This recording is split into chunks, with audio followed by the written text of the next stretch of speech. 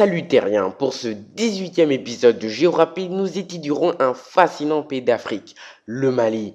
Alors on connaît tous ce pays de nom, on sait tous le situer sur une carte et on connaît tous son drapeau, mais finalement, on ne connaît pas grand-chose sur ce pays. Et c'est pourquoi nous l'étudierons en détail dans cet épisode de Géorapide. Bon, trêve de bavardage et commençons l'épisode sans plus attendre. Bon, tout premièrement, le pays est une république et le président est Ibrahim Boubacar Keïta.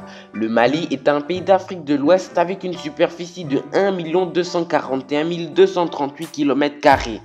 À titre de comparaison, c'est genre 2 fois plus grand que la France. Le pays est frontalier à la Mauritanie à l'ouest, l'Algérie au nord, le Niger à l'est, le Burkina Faso et la Côte d'Ivoire au sud, la Guinée au sud-ouest et le Sénégal à l'ouest.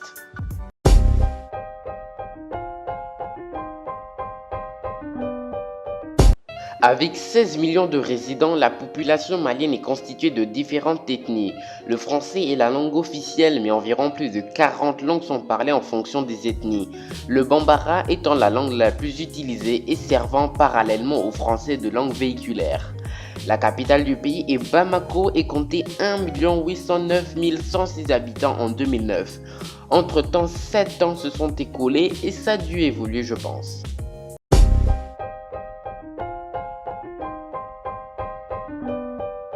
Le transport aérien au Mali se caractérise non seulement par la présence de plusieurs aéroports internationaux et des aérodromes, mais aussi par la fréquentation de ceux-ci par plusieurs compagnies aériennes, notamment Air France, Eagle Azur, Royal Air Maroc, Tunis Air, Air Algérie, Ethiopian Airlines.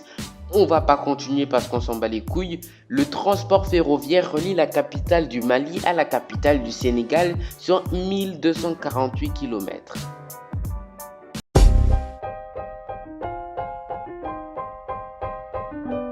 L'espérance de vie à la naissance est de 53,06 ans en moyenne, 51,43 ans pour les hommes et 54,73 ans pour les femmes. Estimation de 2012. Le taux d'utilisation des méthodes contraceptives est bas, ce qui expliquerait pourquoi le pays est le 3e pays avec le plus fort taux de fécondité au monde, avec en moyenne 6 enfants par femme.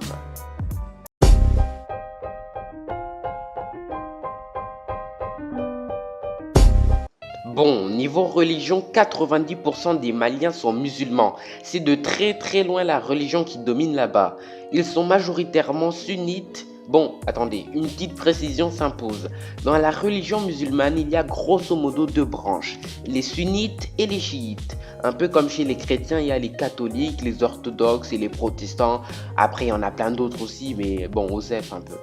Et bien sûr, le Mali, comme tous les pays islamiques de la planète, ils sont très attachés à leur religion.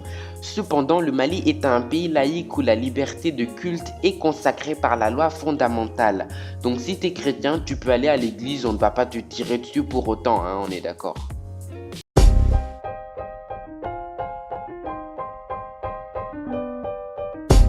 Le Mali se situe entièrement dans la zone torride et est par conséquent un des pays les plus chauds de la planète. Le climat est généralement très chaud et très sec pour les 3/4 du pays, à l'exception de l'extrême sud bien plus humide. D'ailleurs, le Mali est un pays très ensoleillé. Bon, avant de passer à l'instant anecdote, je voudrais vous sensibiliser sur un point, j'ai nommé l'excision. Alors ce mot ne vous dit peut-être rien, mais c'est une pratique qui se produit au Mali, mais pas que, dans de nombreux pays tels que l'Égypte et surtout l'Indonésie, et plein d'autres en fait, il n'y a pas que ces trois-là. Je vais vous laisser Poisson Fécond vous expliquer ça en détail, il le fera sans doute bien mieux que moi. Dans de nombreuses régions, notamment en Afrique, existent de vieilles traditions où la chasteté et la virginité font toute la pureté de la femme. Et au contraire, celles qui ont des rapports sexuels fréquents sont traitées d'impures et d'empoisonneuses d'hommes. Ces gens pensent que le clitoris de la femme peut continuer à grandir si elle a des rapports sexuels fréquents, jusqu'à devenir plus gros que le pénis de l'homme et finir par l'avaler. C'est notamment pour cela qu'est pratiquée l'excision aux jeunes filles. Autrement dit, couper leur clitoris, le faire disparaître. Et ainsi, en leur interdisant le plaisir avec leur sexe, ils pensent que ça fera d'elles de véritables femmes. C'est comme si on arrachait à un garçon le gland de son pénis et qu'on lui laissait juste la verge. Alors c'est une pratique barbare, et bien qu'elle soit interdite dans de nombreux pays, 150 millions de femmes dans le monde sont encore et toujours excisées. Souvent au nom des religions, mais en réalité plutôt pour cacher des croyances, des traditions primitives. Et sur le lot, environ 15% des excisions sont encore plus trash. C'est ce qu'on appelle des infibulations. Là on se fait pas chier, on coupe le clitoris, on coupe les lèvres, petites et grandes, et on suture toute l'entrée de la vulve avec des fils, pour ne laisser juste qu'un minuscule espace pour uriner ou encore que les règles mensuelles puissent s'écouler. Et lorsqu'enfin leur famille leur trouve un mari digne d'elle, ce sera alors à lui que sera confiée la lourde tâche d'arracher les fils, au prix alors d'atroces souffrances pour la demoiselle. En croyant faire d'elles des femmes, il les prive en réalité de ce qui font d'elles ce qu'elles sont. Et maintenant, c'est l'instant anecdote. Avec une économie encore essentiellement rurale, le Mali fait partie des 48 pays les moins avancés. Le Mali, avec ses 1 241 238 km² est le plus vaste état d'Afrique de l'Ouest après le Niger. Le Mali est le 3e producteur d'or en Afrique après l'Afrique du Sud et le Ghana, et le 9e au rang mondial. Le désert occupe environ 2/3 du territoire malien. Et maintenant, je vais vous montrer quelques paysages maliens.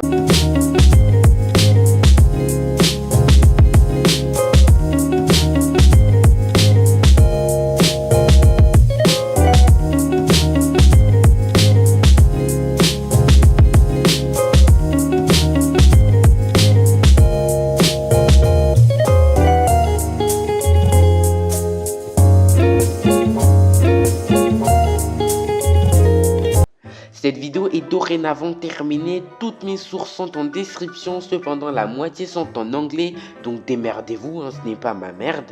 Et si cette vidéo vous a plu, je vous invite à la partager dans votre entourage.